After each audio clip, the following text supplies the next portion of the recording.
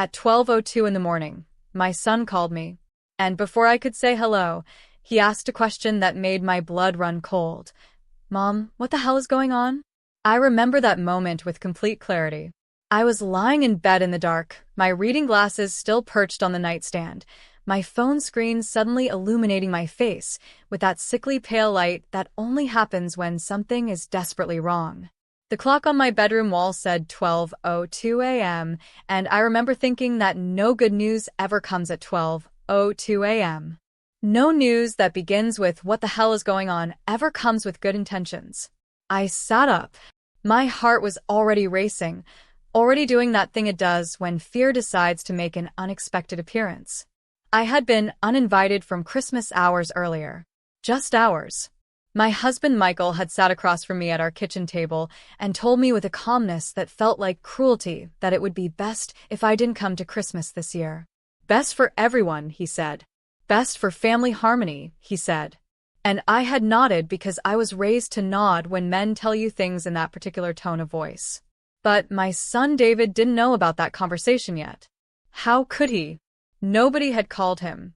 Nobody had told him that his mother had been quietly excused from the one day of the year when families pretend that everything is normal and good and worth celebrating. So when he called at 12:02 a.m., I knew without knowing that something had shifted. Something had broken open. Something that was supposed to stay hidden had suddenly become visible to him, and visibility to our son had never been something my husband wanted.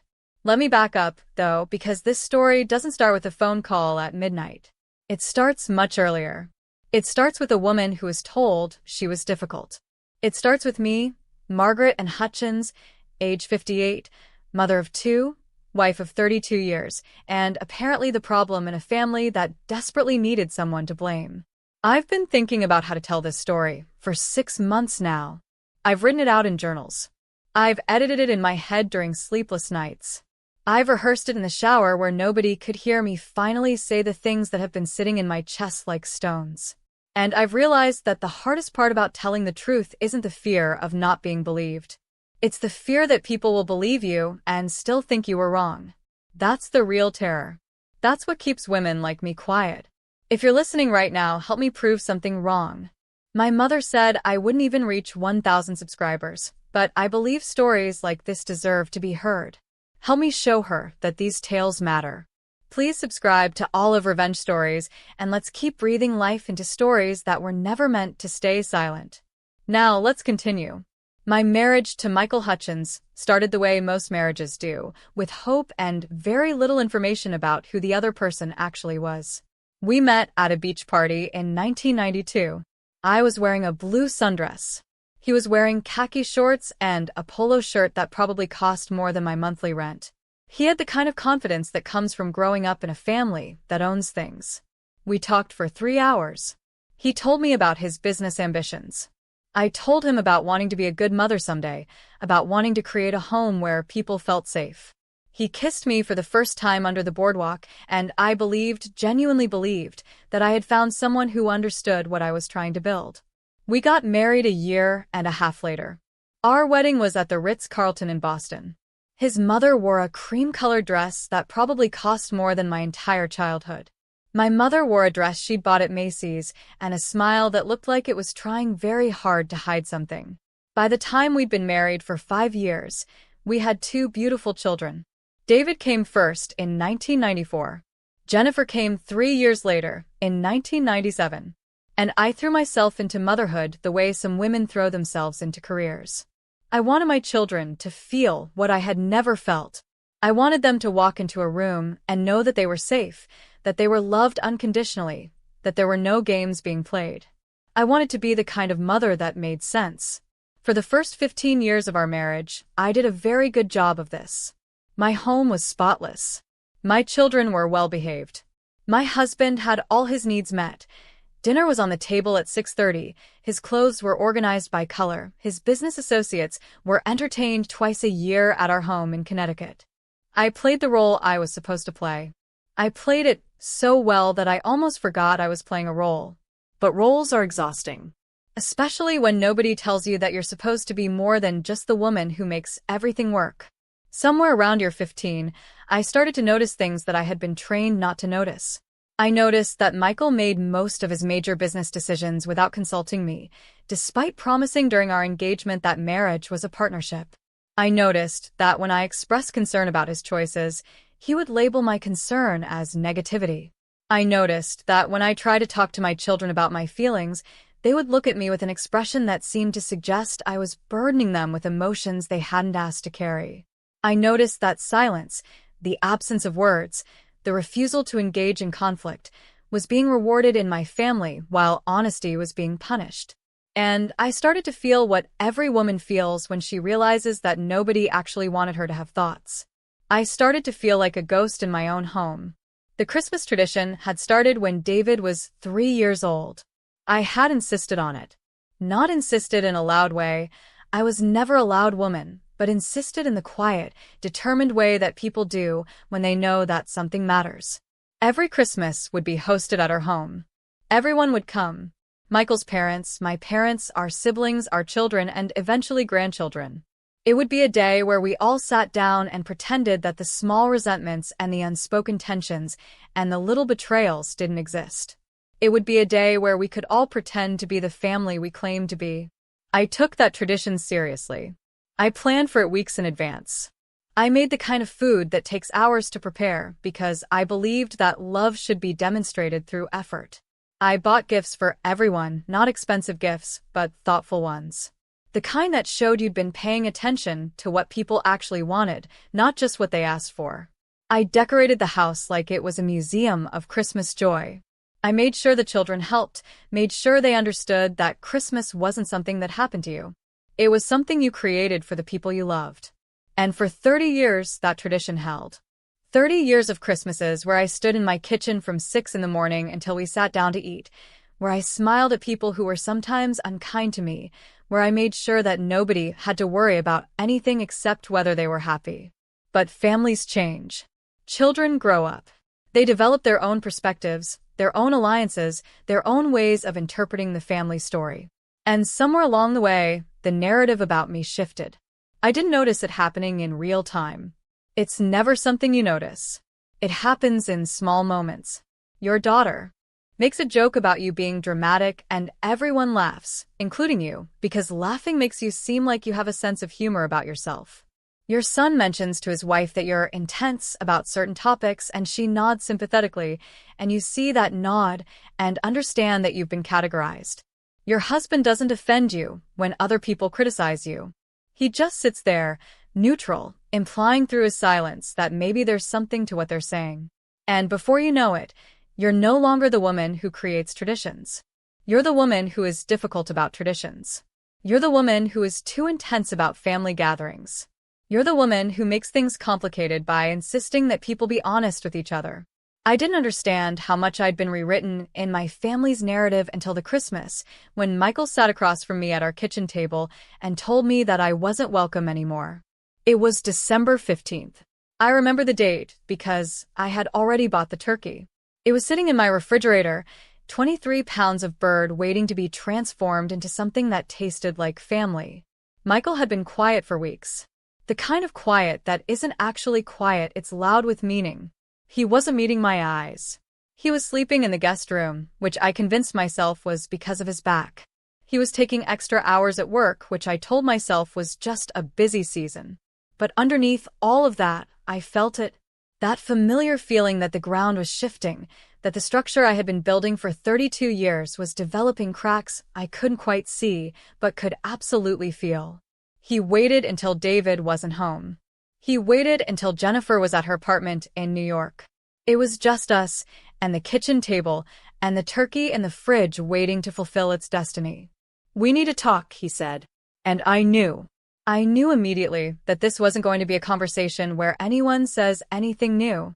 This was going to be a conversation where someone tells you what you've apparently been doing wrong, and you nod, and try not to cry because crying would just prove that you're emotional. "The kids have been stressed," he said. "With your intensity about things. Your need to always be right. The way you push conversations when people just want peace." I wanted to ask him what conversations I had pushed. I wanted to ask him which moments of honesty were so unbearable that they required me to be erased from Christmas. But I didn't ask. I sat there and I listened and I felt myself becoming smaller. It would be better for everyone, he said, if this year you didn't come to Christmas. If you let the kids and their families have a break. If you gave us all a chance to just breathe. The word us did something to me. The way he said it made clear that I was no longer part of the us. I had become the them. I had become the thing that made it hard to breathe. Okay, I said. And that was the end of the conversation that destroyed my marriage. Not because of what was said, but because of what wasn't. He didn't say he loved me. He didn't say this was temporary. He didn't say he would defend me to our children or explain to them that their mother was actually the most honest person he'd ever met. He just sat there, relieved, like a weight had been lifted. And I understood in that moment that the relief was about something more than Christmas. The relief was about not having to pretend anymore. Not having to pretend that I had any value in this family beyond what I could provide. Not having to pretend that my voice mattered. Not having to pretend that honesty was something we had all agreed to practice. So, I went to bed alone in my own house that night. And Michael went to sleep in the guest room, and I lay in the darkness thinking about the turkey in the fridge and wondering how I had spent 32 years building a structure that could be dismantled so easily, so quietly, with just a few sentences from a man I had promised to love forever. I didn't know yet that while I was lying in the dark, someone else was already rewriting my story. I didn't know that my son was about to receive information that would make him question everything he thought he knew about his family. I didn't know that at 12:02 a.m., his phone would ring with a call that would change everything. The next morning, I woke up to silence. Not the normal silence of a house where people are still sleeping. This was the kind of silence that comes from absence. Michael had already left for work. He'd left early, I guessed, to avoid having to see me. To avoid having to maintain the fiction that we were still a family, still a unit, still anything at all. I made myself coffee. I stood at my kitchen window and looked out at the neighborhood where I'd lived for 23 years. I knew the name of everyone's dog on the street. I'd brought meals to 3 different families when their children were born. I'd hosted book club meetings where we'd sat on my back patio and complained about our husbands while knowing, absolutely knowing, that these were the best versions of ourselves. I had invested in this community. I had invested in this marriage. I had invested in this family in a way that seemed to assume that investment was a thing that paid dividends. But investments can fail. And I was beginning to understand that I might have invested in something that had no interest in returning the favor. The strangeness began that afternoon. An old friend, Patricia, called me. We'd known each other since David was in elementary school. Our kids had played soccer together.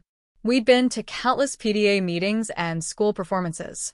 We'd shared the kind of friendship that survives because both people are too busy raising children to examine whether you actually like each other. Margaret, she said carefully, I just want to check in. Are you okay?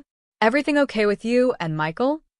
I remember holding the phone away from my ear for just a second, confused. Patricia didn't call to check in. Patricia called when there was community information to share or gossip to distribute. She didn't call because she was concerned about people's emotional well-being. Why are you asking? I said. And there was a long pause. The kind of pause that tells you someone has realized they've said too much or said it to the wrong person or said it without being invited to say anything at all. I just heard some things, she said vaguely. Around the neighborhood. Nothing specific, but you know how people talk. I just wanted to make sure you weren't, going through something. I got off the phone as quickly as I could. But something had shifted. Something had changed in the way the world was perceiving me. Later that day, I noticed my neighbor David, a different David, which was confusing, had a strange expression on his face when I waved at him. It wasn't unfriendly. It was something worse. It was pity. That night, I called Jennifer, my daughter. She was in the middle of something. She was always in the middle of something, but when she heard my voice, she made time. Hi, Mom, she said, and there was caution in those 2 words. How are you? Jennifer, is something wrong?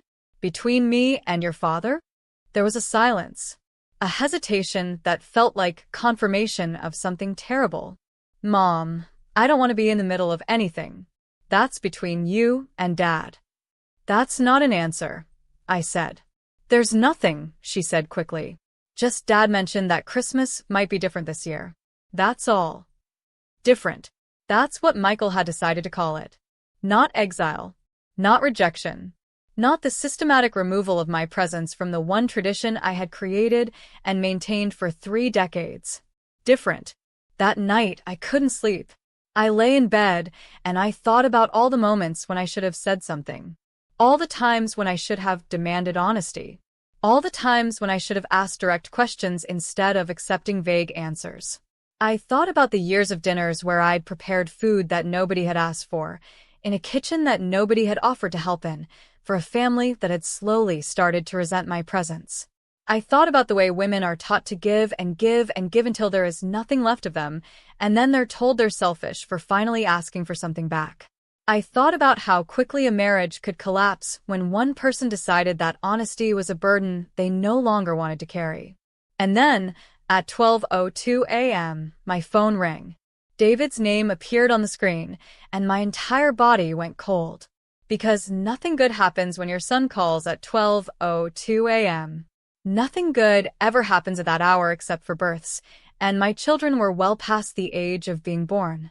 Mom, his voice was strange. It was tight, controlled, the way it gets when he's trying to manage anger. Are you awake? I am now, I said. What's wrong? Is it Jennifer? Are the kids okay? Everyone's fine. But Mom, I need to ask you something, and I need you to tell me the truth. My heart was doing that thing again. The racing thing. The panic thing. Okay, I said. Tell me the truth about what? About you and Dad. And that's when he told me what he'd discovered. My son, who worked in finance, who had an attention to detail that I'd always admired and slightly feared, had been doing some work on his father's computer. Something related to a business account. Nothing invasive, nothing inappropriate. And he'd found emails. Dozens of them. Hundreds of them. Emails between my husband and my children that had nothing to do with me, but everything to do with establishing a narrative about me.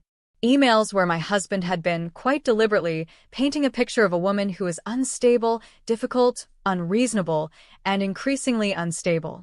Emails where he'd mentioned my supposed emotional volatility, my supposed need to control family gatherings, my supposed incapacity to see other people's perspectives.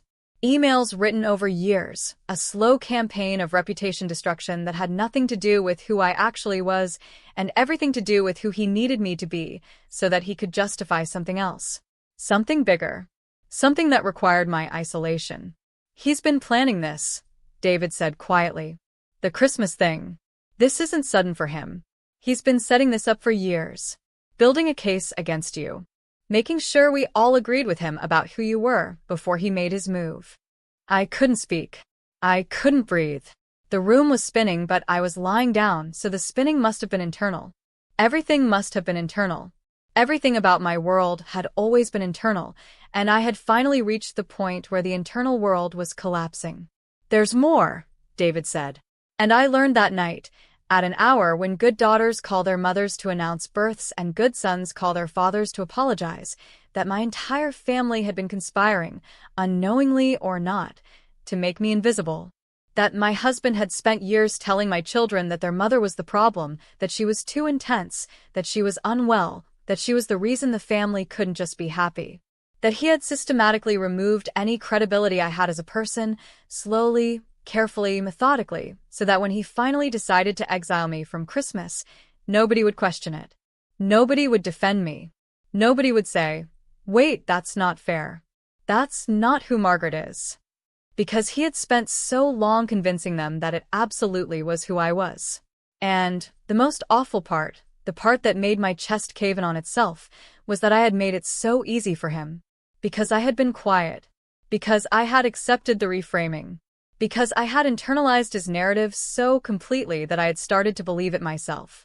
I had believed that I was difficult. I had believed that I was too intense. I had believed that my honesty was actually aggression, that my insistence on truth was actually selfishness. I had believed that I was the problem. For days after that phone call, I didn't leave my house. I called in sick to my volunteer work at the library, something I'd been doing for 6 years.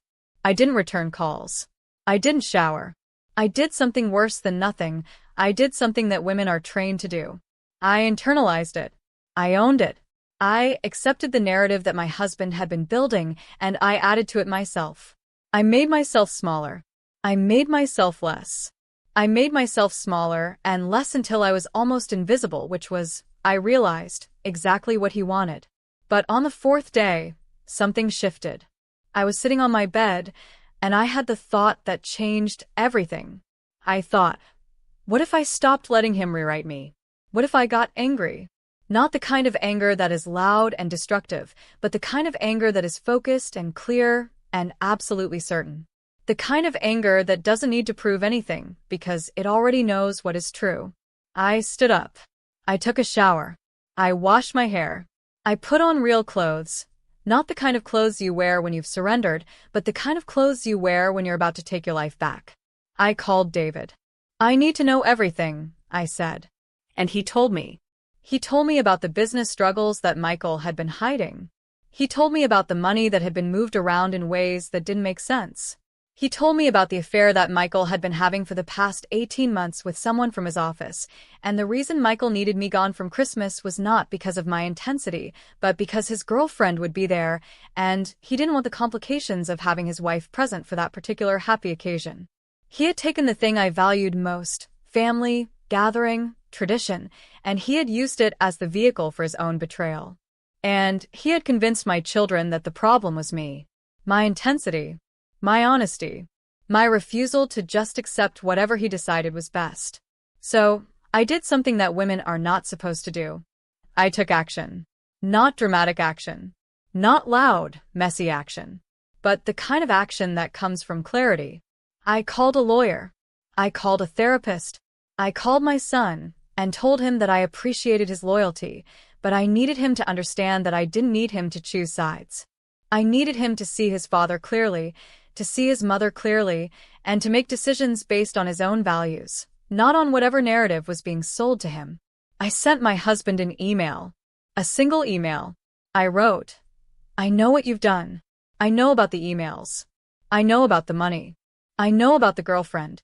I know about the campaign to make me the problem so that you could do whatever you wanted without interference. And I want you to know that I'm done. I'm done being rewritten. I'm done being difficult for demanding honesty. I'm done being intense for expecting my husband to be faithful. I'm done being any of the things you've convinced everyone I am. I'm gone. Not because I accept your narrative, but because I refuse to let you define me anymore. I didn't go to Christmas that year, but not because I was uninvited. I didn't go because I had chosen, finally, after 32 years of not choosing anything for myself, to walk away, to leave. To refuse to participate in the structure that had been built specifically to erase me. My husband panicked when he realized I was serious about the divorce. He called. He emailed. He showed up at the door. He tried to reestablish the narrative, to convince me that I was overreacting, that I was being the difficult one again, that I was ruining the family. But I didn't listen because I finally understood something fundamental. I understood that my value had never been in his assessment of me. It had never been in my family's judgment about whether I was too much or too little of anything. My value was inherent. It was in my capacity to see truth clearly and speak it honestly, even when speaking it meant that I would lose the people I had spent my life trying to build a home for. My daughter eventually called and apologized. My son and I rebuilt our relationship into something more honest and real than it had been in years. And my ex-husband eventually married his girlfriend, which somehow made it all worse and better at the same time. Worse because it confirmed that the affair had always been the real reason I was erased. Better because it meant that I wasn't the problem. I had never been the problem. I had just been inconvenient. I had just been someone who insisted on truth in a family that had decided together that lies were more comfortable. If you've ever been labeled difficult for speaking up, if you've ever been made to feel like your honesty was a burden, if you've ever had your character assassinated slowly and methodically by someone you trusted, I want to know. I want to hear your story. Because these stories matter. They matter not because they're entertaining, but because they're true. Because they represent the experience of thousands of women who are told that their honesty is aggression, that their clarity is intensity, that their refusal to be erased is selfishness. Thank you for listening to my story. Thank you for letting me tell you what it felt like to lose my family, because I refuse to be silent. If you believe in the power of stories to transform how we see ourselves, please subscribe to all of Revenge Stories. Help me reach the women who need to hear that they were never the problem, that their voices matter, that their truth has value. Let's keep these stories alive. Let's keep them loud. Let's never let another woman disappear because she was too honest, too clear, too unwilling to accept a lie. Thank you for being here. I'll be back next week with another story from a woman who refused to go quietly. Until then, remember this: the most dangerous thing you can do in a family is tell the truth calmly. And sometimes, telling that truth means you have to leave. But leaving isn't the end. Leaving is where the story finally begins.